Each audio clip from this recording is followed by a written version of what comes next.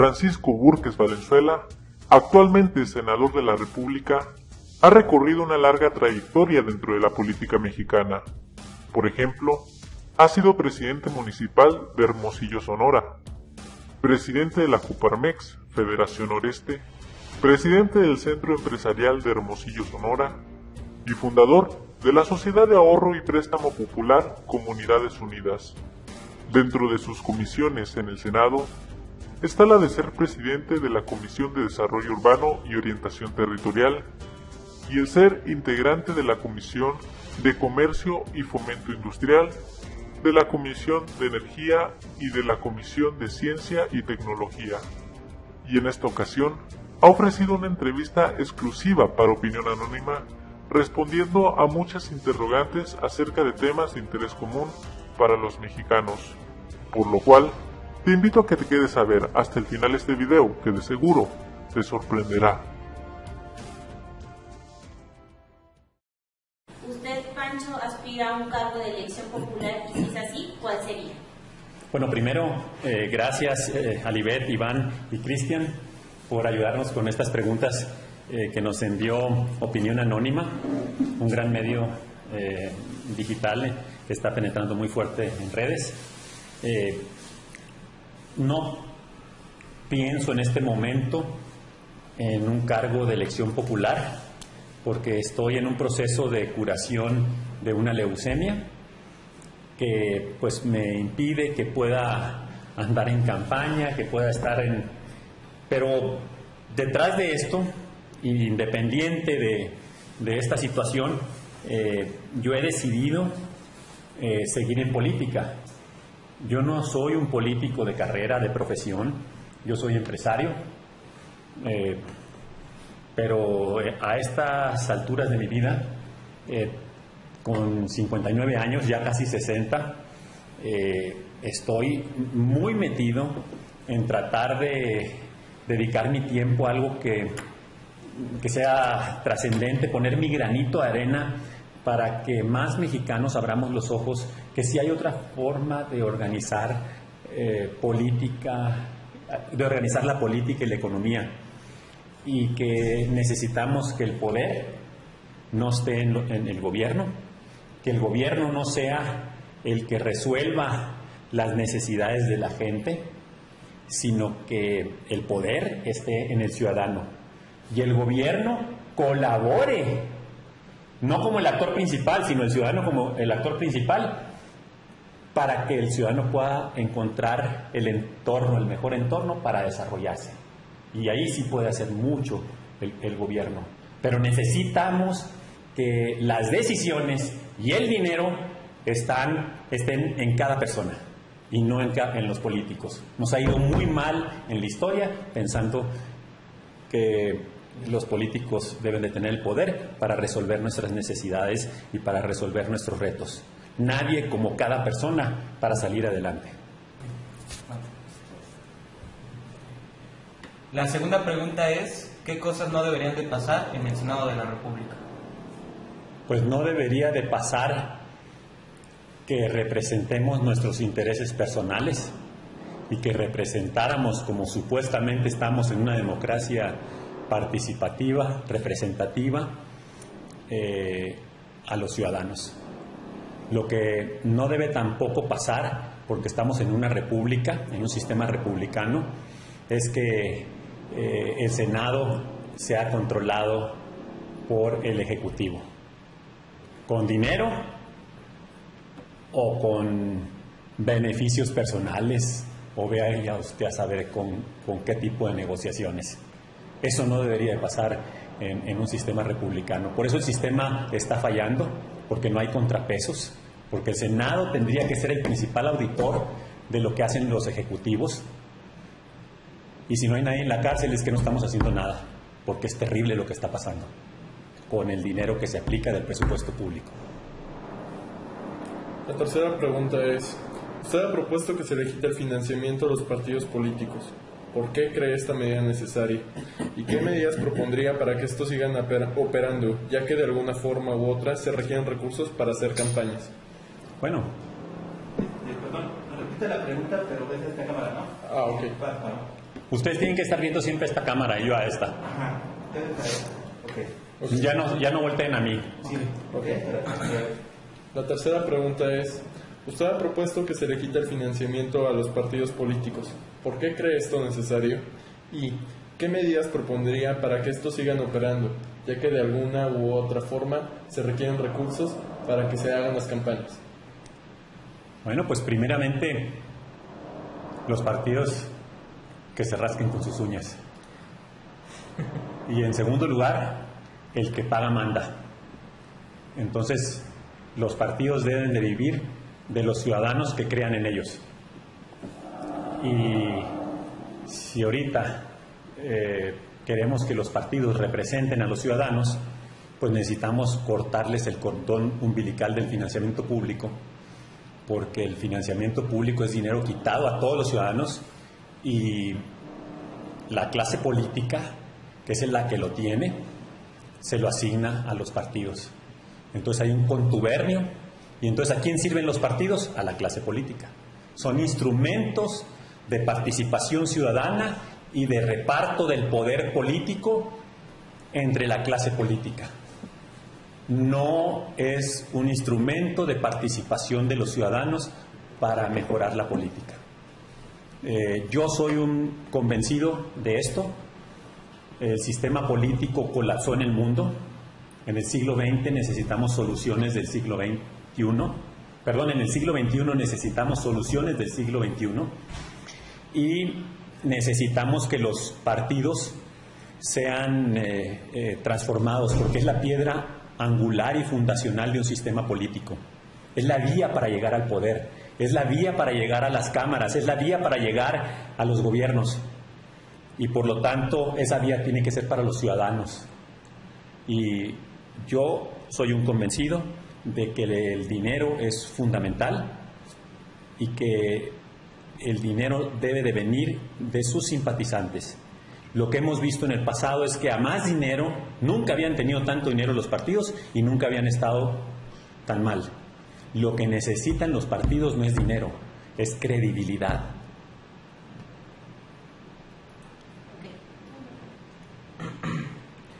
Bueno, la pregunta 4 es, ¿cómo hacer que se apruebe la ley para perjudicar a los partidos políticos cuando los que aprueban las leyes son los políticos? Los partidos. A ver, no me suena la pregunta. Es que, no, bueno, otra vez. A ver, pero ¿le entienden la pregunta? No la entendí. Sí, dice, ¿cómo hacer que se apruebe una ley para perjudicar a los partidos políticos cuando los que aprueban las leyes son los partidos? Bueno, lo dicen bien, pues la burra no era arisca. Nadie quiere soltar la mazorca. Y ese es el problema cuando se quiere cambiar un sistema, que hay una serie de beneficiarios que están dentro del sistema, que incluso no solamente son los gobernantes y los representantes y participantes políticos, sino empresarios que viven de ganar licitaciones bendecidas, líderes sindicales, operadores de programas sociales. Es toda una red clientelar y esos no quieren cambiar, pero creo que en México esos ya son minoría, son el 30%. El 70% de los mexicanos dicen: yo no quiero que el gobierno me regale, que me dé, porque además, ¿quién es el gobierno? No más que no me quite y que me deje hacer.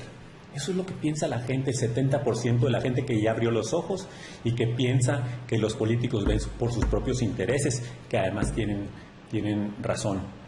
Y entonces este cambio va a suceder debido a dos cosas: la presión y el hartazgo de los ciudadanos está siendo insostenible al actual sistema político, y el segundo es la implacable evolución de la naturaleza, que está probando con la quiebra de las finanzas públicas en el mundo, no solamente en México, de los gobiernos paternalistas que lo están haciendo insostenible. Entonces vienen buenos tiempos, soy optimista hacia el futuro.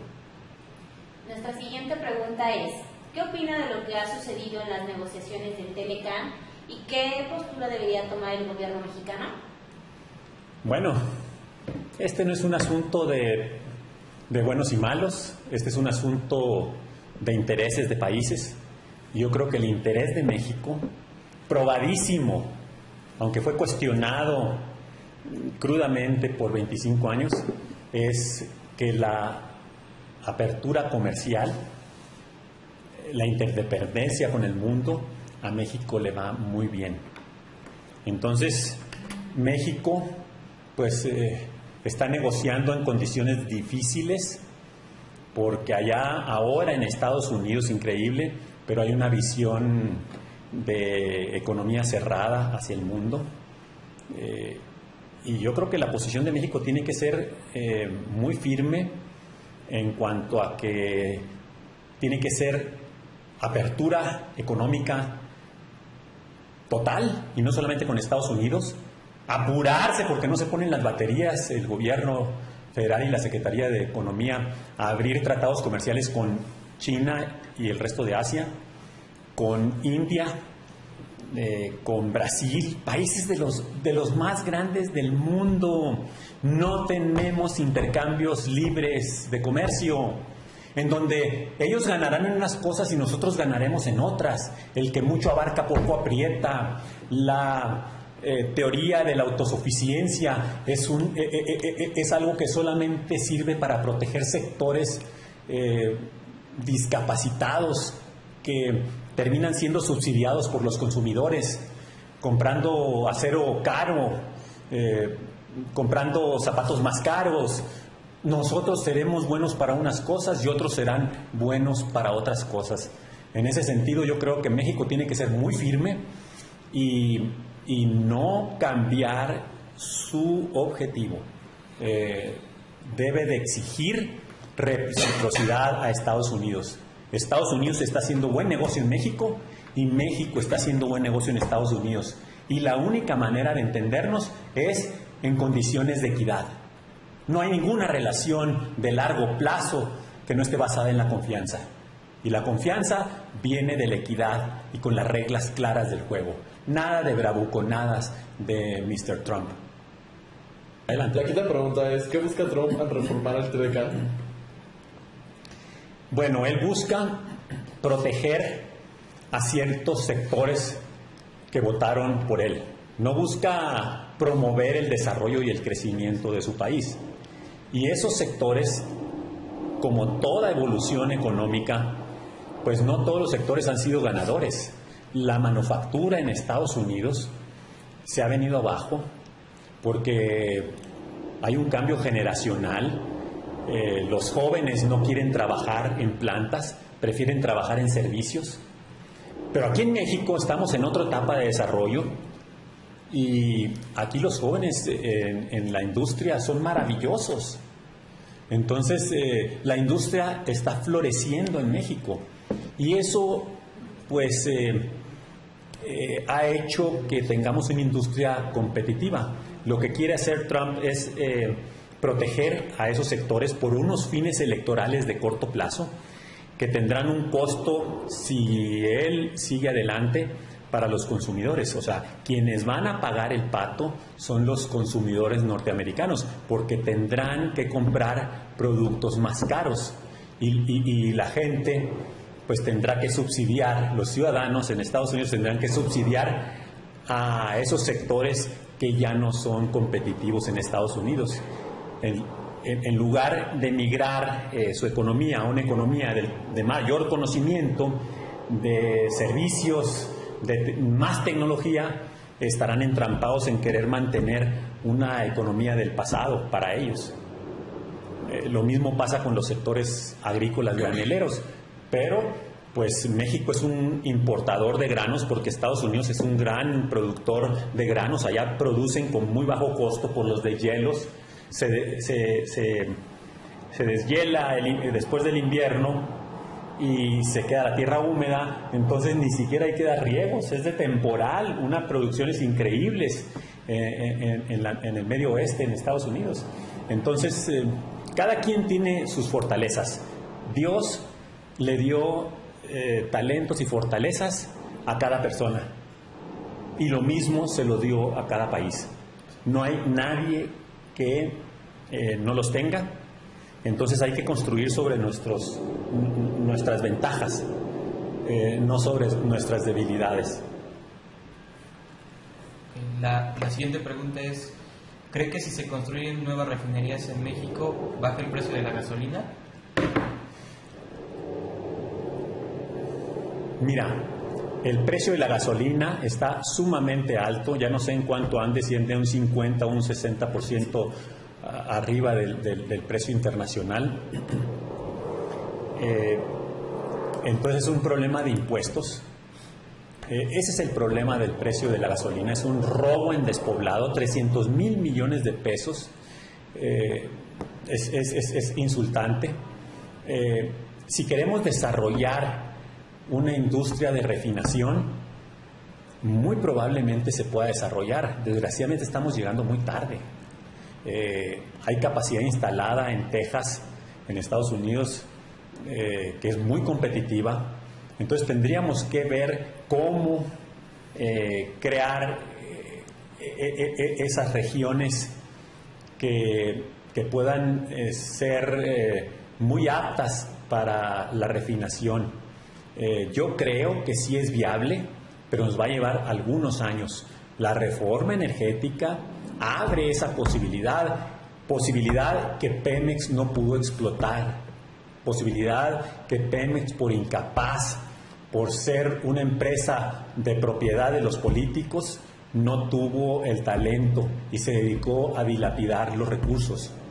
Esperemos que con inversiones del mundo y de México, ¿por qué no?, podamos explotar esa oportunidad.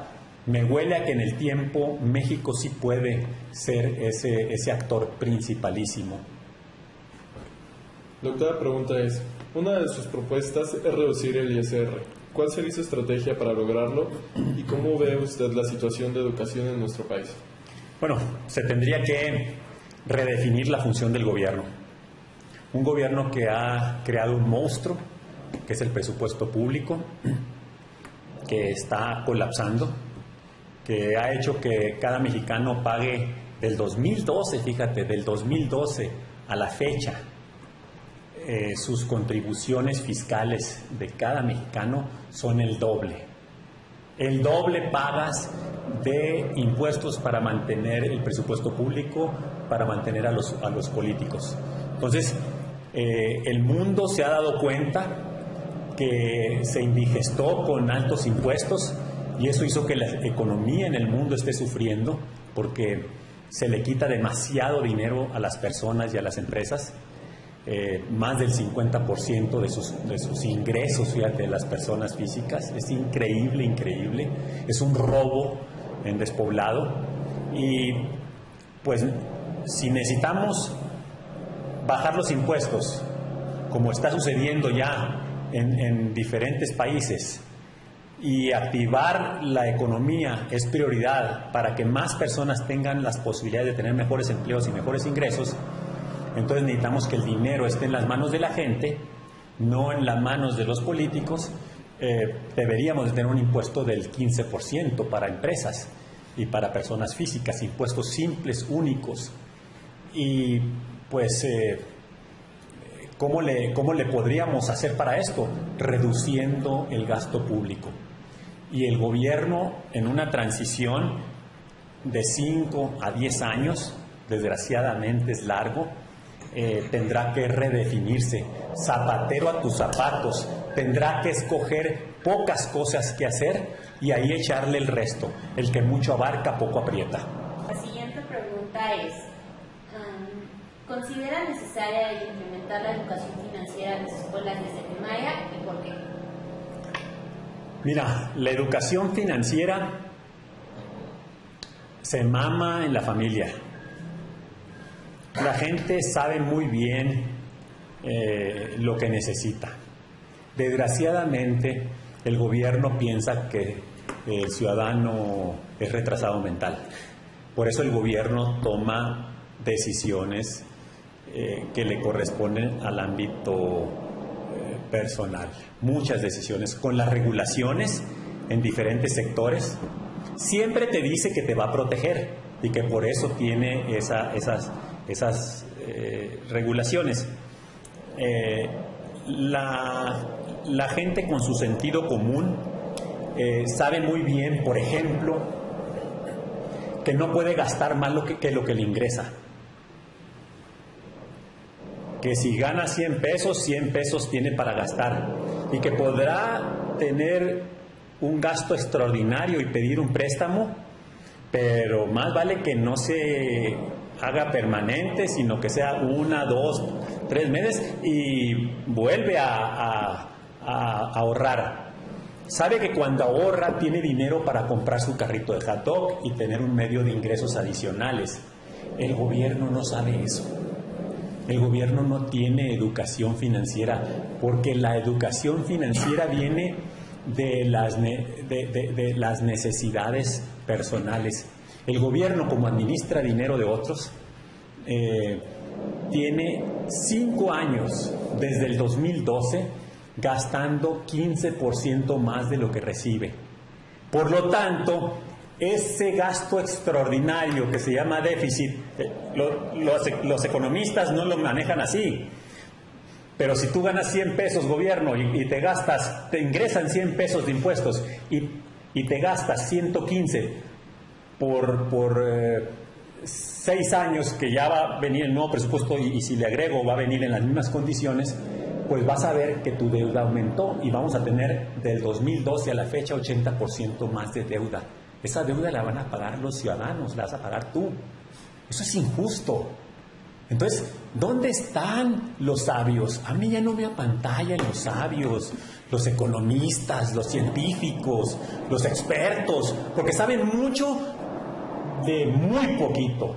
La gente con su sentido común sabe más de finanzas y economía. Por eso hay que hacerle caso a la gente y permitirle que tome más decisiones. Por eso hay que bajar los impuestos para dejarle el dinero en su bolsillo y en sus manos, porque la gente sabe mejor que los políticos dónde y cómo gastarlo. La siguiente pregunta es, ¿a quién recomienda para el 2018 y por qué? Para presidente, obviamente. Yo creo que rescatables de los que ya están confirmados en este momento que van, pues serían mi compañero Ernesto Rufo y Juan Carlos Romero Hicks. Pues desgraciadamente ellos están en niveles de conocimiento muy pequeños, pero porque van empezando la carrera, pero son gente de primera, probada. Hay una sequía de ofertas políticas novedosas del siglo XXI. Seguimos trabajando en el carril del sistema político del siglo XX. Todas las ofertas políticas son soluciones desde el gobierno, desde el mundo político, y necesitamos que haya ofertas políticas que cambien 180 grados el rumbo de México, un nuevo sistema político y económico que permita entender que a México no lo van a mover el presidente de la República, sino que lo va a mover cada uno de los mexicanos, y en ese sentido le vamos a quitar esa camisa de fuerza y vamos a liberar las energías creadoras de 120 millones de mexicanos. Vean lo poderoso de un hombre que dirige los destinos de este país, convirtiéndose en rector de la salud, en rector de la educación, el gobierno rector de la economía. ¿Qué sabe de economía? La economía es la suma de un país, la economía de un país es la suma de las economías familiares. Las familias saben cómo gastar el dinero y cómo ganárselo con su sudor día a día. Entonces, pues veo una sequía de ofertas políticas. Hasta las que se presentan como antisistema son más de lo mismo, pero incluso buscan regresar al pasado, a un pasado en donde florezcan las empresas monopólicas públicas. No hay empresas públicas propiedad de todos los mexicanos.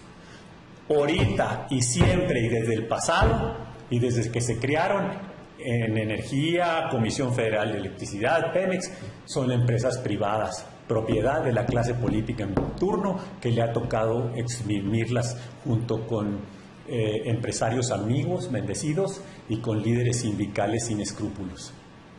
La onceava pregunta es acerca de su opinión sobre el supuesto fraude en las elecciones anteriores y si cree que habrá un fraude en 2018. Bueno, supongo que te refieres a las elecciones de Coahuila y el Estado de México. No me extrañaría que hubiera habido fraude, pero en el fondo el problema ya está más acotado.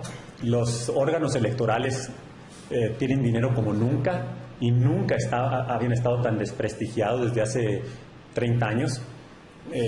Yo creo que en el fondo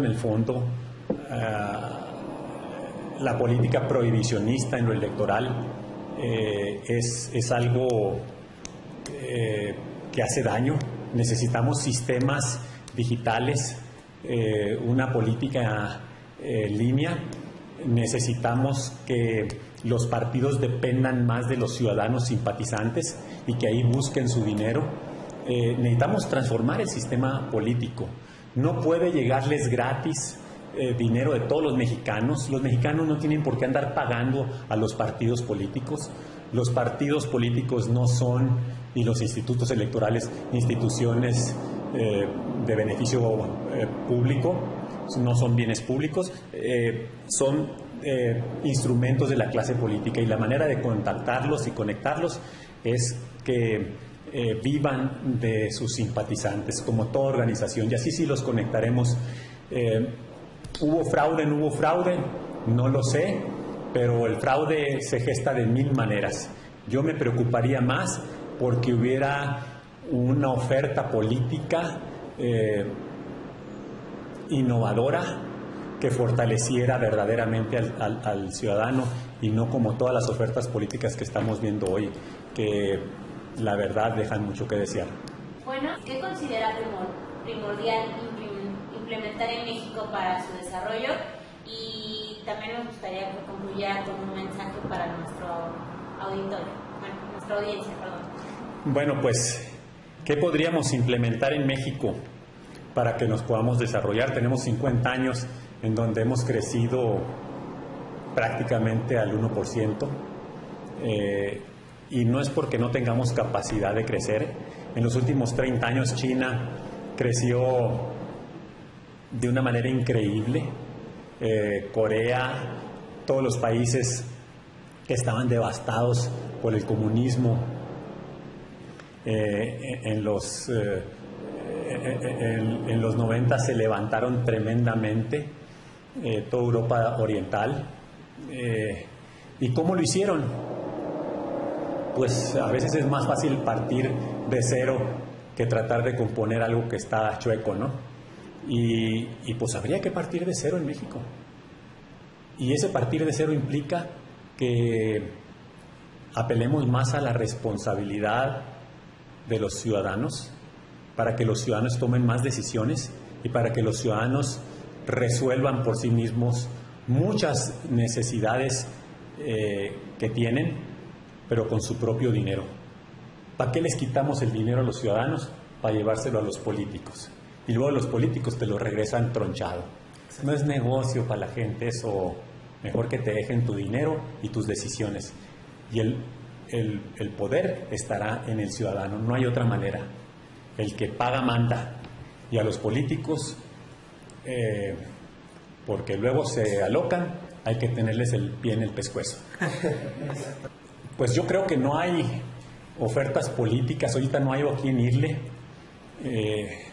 Todas las ofertas políticas buscan darles más poder a los políticos, al presupuesto público, encajarles más la uña a los ciudadanos, vender el paraíso terrenal en la tierra, el cielo en la tierra, y desgraciadamente así están todos los partidos. Yo creo que hay una sequía muy grande de un nuevo rumbo, y el siglo XXI requiere de un nuevo rumbo. es lo que está pasando en el transporte, en las finanzas, en cualquier ámbito de la vida, en los viajes, el turismo, en la vivienda. Hay una manera diferente de concebir la solución de las necesidades, muy diferente a las organizaciones que las cubrieron desde el gobierno y desde la iniciativa privada en el siglo pasado. En ese tiempo se diseñaron estas organizaciones para tratar con personas masa, con personas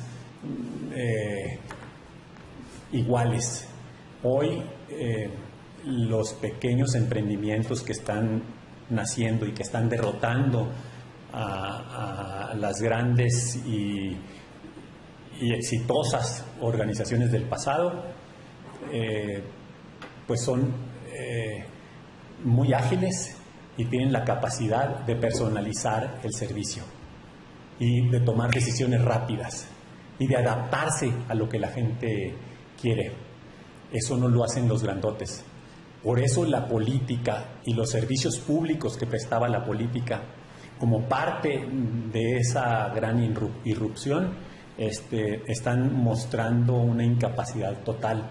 Por eso la política también va a cambiar. Yo quiero agradecer de manera muy puntual a Opinión Anónima el que me dé la oportunidad de poder platicar con esa inmensa audiencia de redes sociales que tiene, que también es un ejemplo de cómo están cambiando en las comunicaciones los modelos. Los modelos del siglo pasado eran centralistas, unas televisoras poderosísimas, unas cadenas de radio muy fuertes. El gobierno tenía que, a base de pautas de publicidad, controlar lo que se decía y de esa manera pues mantener un control de la información.